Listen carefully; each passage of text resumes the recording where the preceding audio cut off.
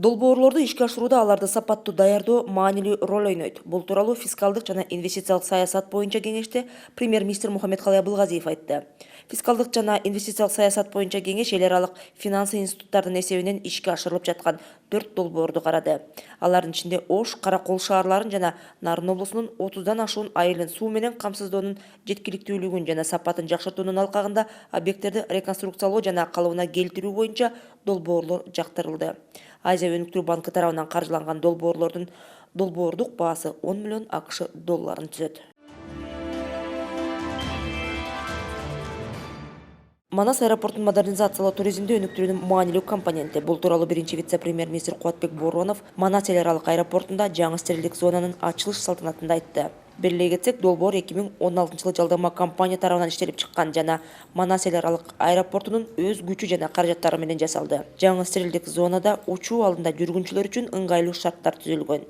Эми стерилдик зонада 2 эне жана бала бөлмөсү иштеп, ошондой эле ден соолугуна мүмкүнчүлүгү чектелген адамдар үчүн өзүнчө санитардык түйүн менен жабдылган. Бизде Кыргызстанга учуп келип, Мончу же болбосо Кыргызстан аркылуу башка мамлекеттерге учуп өтүүчү аба учактарынын бардыгына ушундай тең бирдей шарт түзүүгө мүмкүндүк берет. Бул экономикалык жактан дагы биринчиден аэропорттун өзүнө, андан кийин мына ушул Кыргызстандын экономикасына бир жакшы шарттар түзөт деген ниетте жасалган жумуш. Ошонун негизинде аэропортто шарттарын жакшыртуу, шарт түзүү, ошондой эле ушул баягы ушул жердеги келип түшкөн же болбосо келген биздин жүргүнчүлөргө баягы жакшы шарттар түзүү маселеси каралган. Вице-премьер-министр Алтынай Өмүрбекова гендердик зомбулукка каршы 16 күндүк кампаниянын алкагында өткөн. Биз муун теңдик үчүн кайрымдуулук жарышына катышып, анда биз зордук зомбулуктун бардык түрүнө каршыбыз аттуу ураанды колдоого чакырды. Алтынай Өмүрбекова бүткүл дүйнө жүзүндө өтүп жаткан зомбулукка каршы 16 күн акциясы аялдарга жана кыздарга карата жасалган зордук зомбулукту түп тамырынан жок кылуу боюнча шарттарда өкмөттү, коомчулукту, башынан зордук зомбулукту өткөргөндөрдү, активисттерди жана коомду бириктирерин кошумчалады. Жыл бою өтө турган иш-чаралар, ошол эле бардык биздин мамлекеттик органдар жасай турган так иштери бар, мыйзамда көрсөтүлгөн. Бирок ушул 16 күн ичинде муну кичинемде активдештирүү максатыда бардык ошол биздин чакырыкты уккандар, ошол биз менен макул болгондор, буга бир мындай жалпы коом менен күрөшүш керек дегендер келди го дейм. Биринчи вице-премьер-министр Кубатбек Боронов Юстиция министрлигинин Бишкек шаарынын аймагында пилоттук режимде иштеп жаткан электрондук нотариат маалыматтык тутумунун иши менен таанышты. Анда Юстиция министри Марат Жаманкуловдун айтымында электрондук нотариус маалыматтык системасынын жардамы аркылуу нотариустардын бардык нотариалдык иш-аракеттери электрондук түрдө жүргүзүлүүсүнө жана документтердин жасалмалуулугун саналуу секундтардын ичинде аныктоого мүмкүн болот. Ал эми биринчи вице-премьер-министр бул электрондук нотариат маалымат системасы аркылуу кыймылдуу жана кыймылсыз мүлктөргө байланыштуу жасалган иш-аракеттердеги мыйзамсыз аракеттердин алдын алат жана нотариат чөйрөсүндөгү мыйзамдардын аткарылышындагы көзөмөлдү жогорулатат. Электрондук нотариаттын киргизилиши нотариустарга түндүк мекемелер аралык электрондук өзара аракеттенүү тутуму аркылуу саналуу секундтардын ичинде кардарлар жөнүндө маалымат алууга жана анын документтерин тактыгын аныктоого мүмкүнчүлүк түзөт. Электрондук нотариат маалымат системасы баарынан биринчи адамдык фактордун таасирин чектетүүгө багытталган, деди Кубатбек Боронов. Анын айтымында өлкөнүн бардык аймактарындагы нотариустардын электрондук нотариат маалымат системасына кошулуусун камсыз кылуу үчүн ушул жылдын аягына чейин жабдууларды алып келип, кызматкерлерге система менен иштөө жеткиликтүү болуш үчүн окуудан өткөрүү керек. Быйыл 9 айда республика боюнча 73.237 жумуш орду түзүлгөн. Айыл чарба тармагы иш орундарын түзүү боюнча алдыңкы катарда турат. Бул чөйрөдө 23.019, бейформал тармакта 22.913 иш орду берилген. Экинчи орунда соода тутуму турат. Анда 13.985 орун берилген. Бул жалпы бейформал чөйрөнүн 90%-ын түзөт. 2020 жылы мамлекеттик жеке өнөктөштүктүн алкагындагы долбоорлор масштабтуу түрдө жүзөгө ашырыла баштайт. Бул тууралуу премьер-министр Мухаммедкалый Абылгазиев мамлекеттик жеке өнөктөштүктү өнүктүрүү боюнча кеңеште билдирди. Өкмөт башчы мамлекеттин жана жеке ресурстардын биригүүсү экономиканы өнүктүрүүдөгү туура кадам болуп саналарын айтты. В течение 10 лет мы очень много говорили о проекте государственно-частного партнерства. только в этом году, вот с прошлого года, с 2018 года, нам удалось сдвинуть с мертвой точки механизм. В данное время есть у нас портфель из 23 проектов на сумму $500 миллионов. В различных отраслях идет активная проработка. Я думаю, и в 2020 году у нас будет таким очень важным шагом по реализации проектов ГЧП. В этом году принят новый проект закона, новая редакция закона ГЧП, значительно упрощает процедуры, расширяет возможности для инициирования и реализации проектов ГЧП. Это создает хорошие условия для наших местных бизнесменов и кто вообще желает участвовать в проектах ГЧП в нашей стране. Все эти меры подтверждают, что правительство серьезно намерено расширить проекты по линии ГЧП для того, чтобы больше привлекать наших предпринимателей. А для этого мы должны дать хороший сигнал и уверенность в своем бизнесе нашим предпринимателям. Эскерте кетсек, учурда 4 мекеме мамлекеттик жеке өнөктөштүк системасынын негизинде иштеп жатат. Ош, Бишкек жана Жалал Абад шаарларында гемодиализ кызматын көрсөтүү боюнча долбоор иштөөдө. Кызыл Кыргызстан кинотеатры кайрадан курулат. Анын пайдубалына капсула салынды. Бишкек шаарында коомдук унааларда электрондук билет берүү долбоору киргизилет. Инженердик жана техникалык кызматтар сааттын механизми сыяктуу иштеш керек. Иш кагаздарга байланыштуу маселелер ыкчам чечилиши шарт. Муну биринчи вице-премьер-министр Кубатбек Боронов Бишкек шаардык башкы архитектура муниципалдык ишканасынын бердиктүү терезе системасынын иши менен таанышкан учурда билдирди. Биринчи вице-премьер-министрге бердиктүү терезе системасынын негизинде архитектуралык техникалык жана инженердик техникалык иш кагазарды кабыл алуу шарттары менен тааныштырышты. Кубатбек Боронов буйртма берген жактар министрликтерге, мекемелерге барбай эле ушул бердиктүү терезе системасынан өзүнө керектүү жоопторду алгандай болушу керектигин белгиледи. Биринчи вице-премьер-министр мындан тышкары Бишкек шаарындагы курулуштардын тышкы көрүнүшү боюнча дагы маселени айтты. Ошондой эле Кубатбек Боронов өкмөткө караштуу архитектура, курулуш жана турак жай коммуналдык чарба мамлекеттик агенттигинин бердиктүү терезе системасы иши менен таанышты. Мамлекеттик агенттиктин бердиктүү терезе системасына курулуш, архитектура жана талдоо жүргүзүүгө байланыштуу бир нече кызматтар бириктирилген. Тутумдан архитектуралык пландык шарттар, инженердик техникалык шарттар, архитектуралык техникалык корутунду берүү боюнча кызмат көрсөтүлөт. Экспертизаны өткөрүш үчүн ар бир мамлекеттик органдарга проекттерди жөнөттү, ошол жактан өздөрү карап, анан билген каалагандай алып туруп жанагы маселени чечишип, кээде ошол жерде жана коррупциялык механизмдер да бар болчу. Ошолордун баарын жок кылыш максатында азыр 180 күндү 30 күнгө түшүрүп кыскарттык мүнөтүн. Экинчиден документ бирдиктүү терезе киргенден кийин имараттан башка жака чыкпай турган талапты койдук. Бирдиктүү терезени тапшыргандан кийин ошол жанагы застройщиктин же болбосо клиенттин баягы адистер менен контакт жок.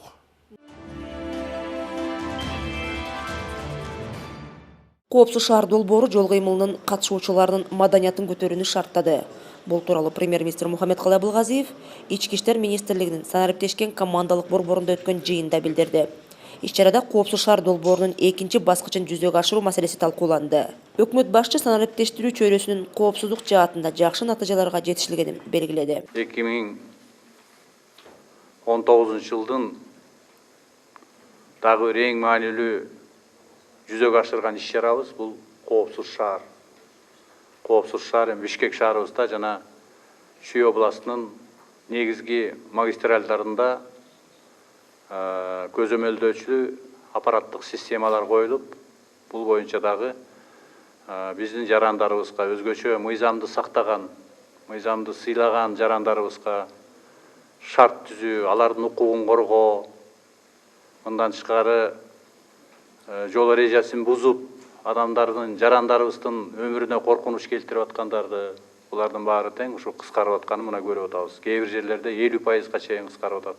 Мына эми жакында биз экинчи этабын өтөбүз. Бул жерде негизги мамлекеттеги трассалардын баардыгы тең ушул видео көзөмөлгө келет. Мухаммедкалый Абылгазиев учурда коопсуз шаар долбоорунун 7 облусту, республикалык маанидеги 2 шаарды, облустук жана райондук маанидеги 15 каланы, 73 калктык пунктту камтый турган негизги этабын ишке ашырууга даярдык көрүлүп жатканын айтты. Муну менен катар премьер мамлекеттин негизги милдеттеринен бири бул ар бир жарандын эркиндигин, укуктарын жана жеке мүнөздөгү маалыматтарын коргоо. Ошондуктан жеке маалыматтарды мыйзамсыз аракеттерден коргоону камсыз кылуу зарыл. Жарандын макулдугусуз жеке маалыматтарды жайылтуу фактылары болбош керектигин кошумчалады. Жакынкы арадагы жанагы коопсуздук системасындагы ар бир жарандын өзүнүн маалыматы боюнча эч качан бирөө үчүн же болбосо бирөөнүн өзүнүн улук сааты жок жанагындай маалыматтарды таратып, жалган маалыматтарды тараткан механизмдер болбош керек. Мунун баары тең сакталыш керек. Ошон үчүн бул коопсуз шаардыкы сөзсүз түрдө жарандарыбыздын биринчиден коопсуздугун, экинчиден алардын маалыматтарынын өзүнүн сакталышын камсыз кылышыбыз керек да. Бул дагы биз үчүн абдан маанилүү деп ойлойм. Жыйындын соңунда өкмөт башчы маалыматтык технологиялар жана байланыш мамлекеттик комитетине долбоордун экинчи этабын ишке ашыруу жана аны сапаттуу аткарууну камсыз кылуу боюнча бардык иш-чараларды тездетүү тапшырмасын берди. Ал эми Ички иштер министрлигине Ош шаарында мониторинг борборун ачуу, бул калада патрулдук милиция кызматын түзүү боюнча жумуштарды тездетүү, унаалардын жасалма номерларын даярдоо жана колдонуу фактыларына жол бербөө боюнча чараларды кабыл алуу. Ош шаарында жана облустардын борборлорунда санариптик командалык борборлорду ачуу боюнча маселелерди иштеп чыгуу тапшырмасын берди. Ушул эле жыйында салыктык фискалдаштыруу жана бажы жолжоболорун санариптештирүү маселелери талкууланды. Өкмөт башчы автоматташтырылган системаны жана постордогу текшерүүчү комплекстерди бириктирген аналитикалык платформаны түзүү санариптештирүүнүн жана фискалдаштыруунун кийинки кадамы болоорун белгиледи. Салык системасында электрондук формада патент алуу жүрүп атат, электрондук салык отчетун берүү системасы иштеп атат. Азыркы учурда электрондук эсеп фактуралары, счет фактура деген бар эмеспи? ЭСФ деп коебуз. Колдонуу боюнча пилоттук долбоор жүрүп атат. Мындан тышкары 20-жылы бүт май куюучу 925 май куюучу станция бар экен бизде. Ушунун баары тең автоматтык түрдө куюп атканда налоговыйдын базасына келип түшкөндөй механизм болуп атат азыр.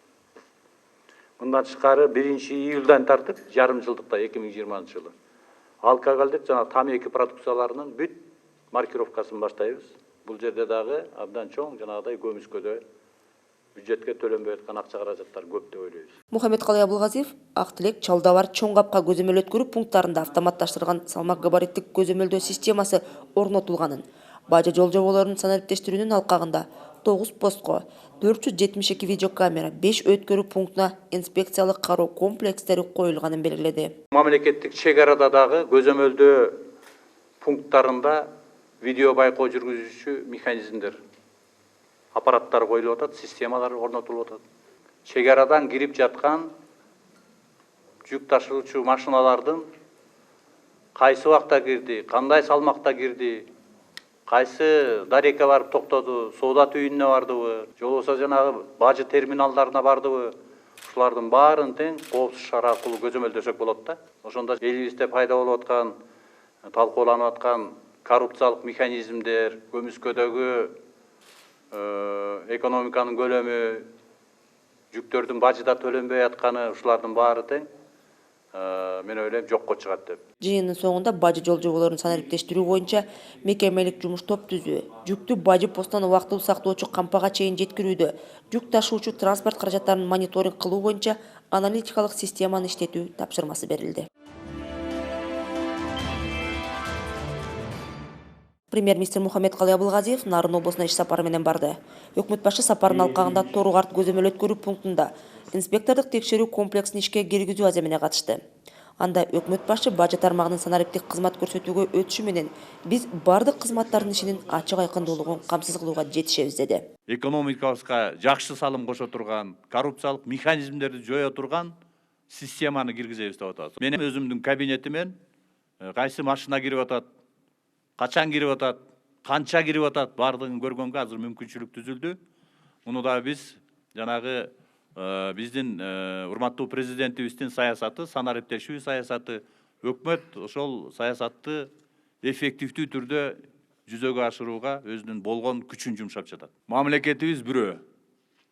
Кыргызстаныбыз үчүн, элибиздин турмушун жакшыртуу үчүн силер ак кызмат кылат деген ишеничтебиз.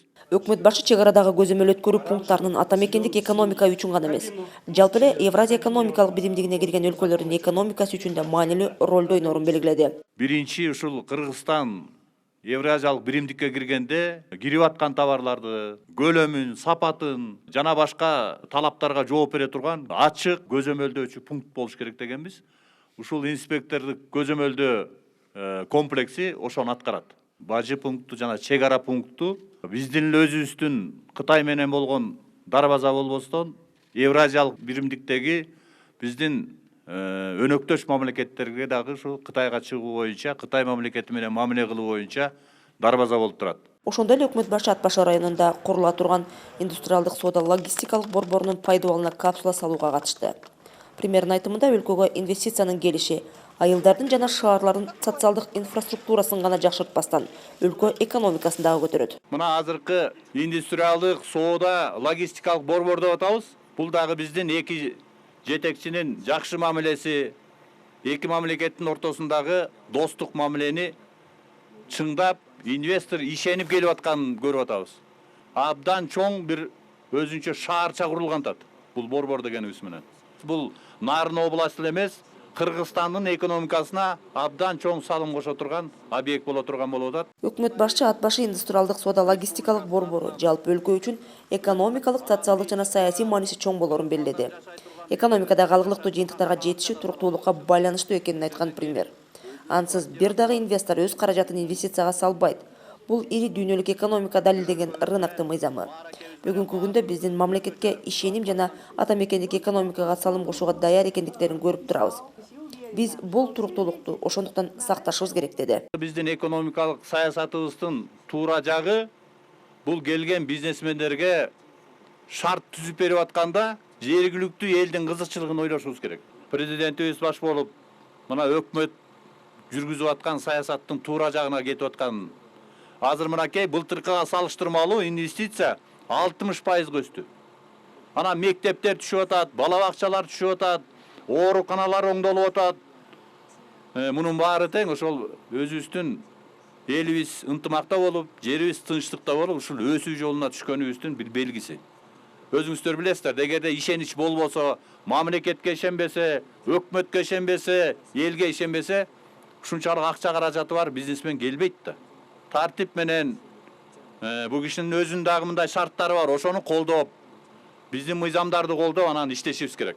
Анан Кудай буйрса биздин экономикабызга чоң салымын кошкон шаарча болот, борбор болот. Билим берүү системасы өлкөдөгү экономикалык кайра өзгөрүүнүн локомотиви болуусу үчүн рыноктун талаптарына жөндөмдүү болуш керек. Муну премьер-министр Мухаммедкалый Абылгазиев билим берүү системасын комплекстүү талкуулоо жана аны өнүктүрүүгө сунуштарды даярдоо боюнча эксперттик топтун биринчи жыйынында билдирди. Буга чейин билим берүү системасы экономикага байланыштырбай өзүнчө каралганы кемчилигибиз болду. Көпчүлүк студенттер диплом алгандан кийин жумуш таба албайт. Ошондуктан билим берүү системасын экономика менен байланыштырып кароо керек. Бул жерде алган билимдин сапаты дагы маанилүү роль ойнойт. Билим берүүнүн сапатын жакшыртуу мезгил талабы. Мисалы үчүн жалпы республикалык тестирлөө боюнча орточо көрсөткүч көп жылдан бери өзгөрө элек жана жогорулай элек. Муну менен биз кечиктирбестен чече турган маселелер көтөрүлүүдө, деди премьер-министр. Билимдин сапатын көтөрүү жана мугалимдерге дем берүү максатында 2020-жылдан тартып республикалык, эл аралык олимпиадаларда жана башка ар кандай мелдештерде жеңген окуучуларды даярдаган мугалимдерге сыйлык берет. Сыйлык дегенде эми 100 миң, 150, 200 миңге чейин беришибиз керек деп атабыз да. Ошондо бир стимул болот деген ойдобуз да. Бир көп болсо 15-20 миллион сом келет. Бул жакырчылыкка эмне алып келет? Сөзсүз түрдө билими жоктукка алып келет. Эгерде билими болсо, денсаулыгы чың болсо, бир адам эч качан жакыр жашаганга өзүнө мүмкүнчүлүк жол бербейт да. Бишкек шаарындагы бардык 47 конушка газ киргизилиши керек. Бул абанын булганышын алдын алуунун бирден бир чарасы. Бул тууралуу биринчи вице-премьер-министр Кубатбек Боронов Бишкек шаарынын экологиялык абалы талкууланган отурумда билдирди. Бишкек шаарында автотранспорт каражаттарынын көптүгү абанын булганышына алып келүүдө. Ошондой эле Бишкек шаарындагы калктуу конуштар жылытуу мезгилинде көмүр колдонгону дагы абанын булганышына алып келүүдө. Буга байланыштуу борбор шаардын конуштарын толугу менен газдаштыруу мезгил талабы, деди Кубатбек Боронов. Отурумда курчап турган чөйрөнү коргоо жана Токой чарбасы мамлекеттик агенттигинин директору Мирслав Аманкулов Бишкек шаарында абадагы зыяндуу заттар атайын орнотулган байкоочу жабдыктар аркылуу аныкталып турат. Айрымдар айтып жаткандай борбор калаада экологиялык каатчылык жок. Биз курчап турган чөйрөнү зыяндуу заттардан сактоо боюнча өкмөт тараптан бекитилген комплекстүү иш-чараларды аткаруудабыз, деди.